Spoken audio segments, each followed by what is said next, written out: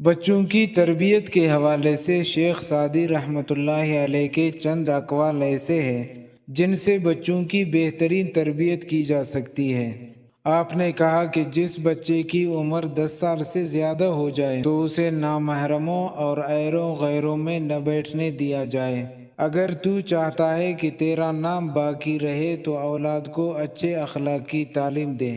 اگر تجھے بچے سے محبت ہے تو اسے زیادہ لاڈ و پیار نہ کر۔ بچے کو استاد کا ادب سکھاؤ اور استاد کی سختی سہنے کی عادت ڈالو۔ بچے کی تمام ضروریات کو خود پورا کرو اور اسے ایسے عمدہ طریقے سے رکھو کہ وہ دوسروں کی جانب نہ دیکھیں۔ شروع میں پڑھاتے وقت شاباش سے بچے کی حوصلہ افزائی اور تعریف کرو تاکہ وہ جب اس طرف زیادہ راغب ہو جائے۔ اسے اچھے اور برے کی تمیز سکھاؤ اور ضرورت پڑے تو سختی بھی کرو۔ بچے کو دستکاری یعنی ہنر سکھاؤ۔ اگر وہ ہنرمند ہوگا تو برے دنوں میں بھی کسی کے سامنے ہاتھ پھیلانے کی بجائے اپنی ہنر سے مدد لے گا۔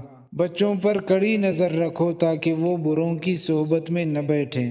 اگر ان باتوں کو دھیان میں رکھتے ہوئے بچوں کی پرورش کی جائے تو بچہ یقیناً بہترین تربیت یافتہ بنے گا اور اپنی زندگی میں کامیاب رہے گا۔ اللہ تعالی ہم سب کا حامی و ناصر ہوں۔